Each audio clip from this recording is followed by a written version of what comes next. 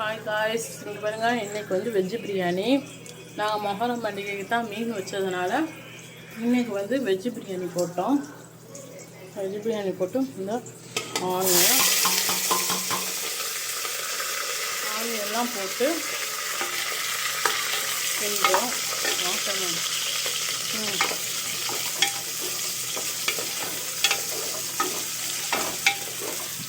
நேற்று தான் மொஹரம் பண்டிகைனால மீன் வச்சதுனால இன்றைக்கி நாங்கள் வெஜ்ஜு பிரியாணி வைக்கிறோம். நேற்று நைட்டு நைட்டே நாங்கள் பட்டாணி எல்லாம் ஊற வச்சிட்டோம். நல்லாயிருக்கு.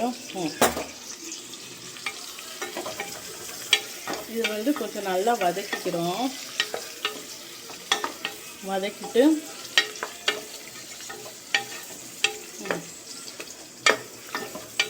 அதுக்கப்புறம் வதங்கின பிறகு நம்ம வந்து தக்காளி போட்டுக்கிறோம்.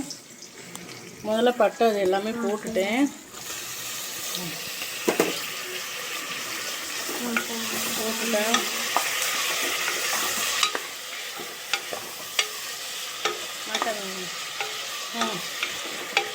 அதையும் போட்டுட்டு நல்லா வதக்குறோம். நல்லா வதங்கின பிறகு நம்ம வந்து பிரியாணி மசாலா போட்டுக்கலாம்.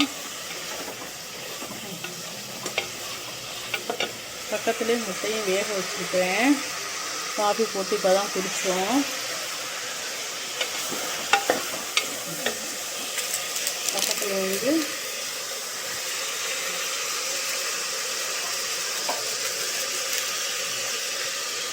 பிரியாணி மசாலா போட போகிறேன்.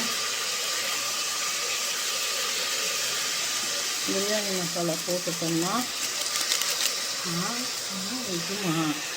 பிரியாணி மசாலா போட்டோம். போட்டுட்டு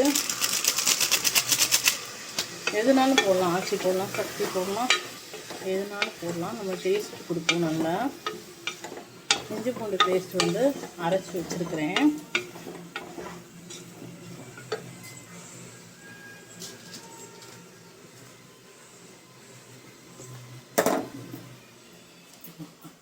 இஞ்சி பூண்டு வந்து இந்த இருக்குது.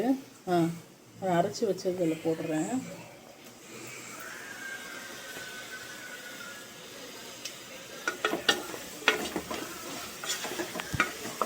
அரைச்சி வச்சதும் போட்டாச்சு. சில பேர் ரெடிமேடாக வாங்குவாங்க, அதை வாங்காதீங்க.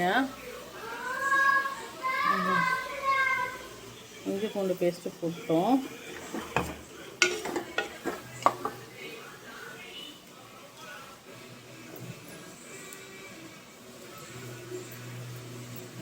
அடுத்து கொஞ்சம் வதக்கிடுவோம். நல்லா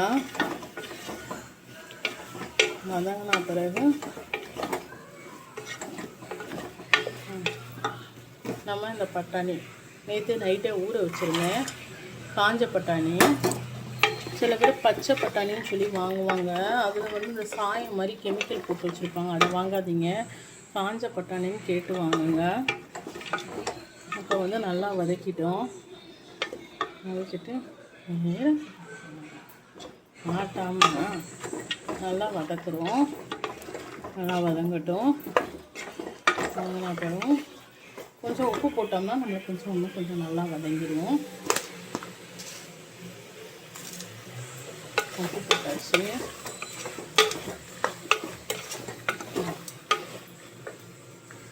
நான் 3 டம்ளர் சின்ன டம்ளர் எடுத்துருக்கிறேன். அப்போ 6 டம்ளர் தண்ணி நம்ம ஊற்றிடுவோம். ஊற்றிட்டு அரிசி போட்டோம்னா அவ்வளோதான், ரெடி காய்ஸ். Okay, thanks.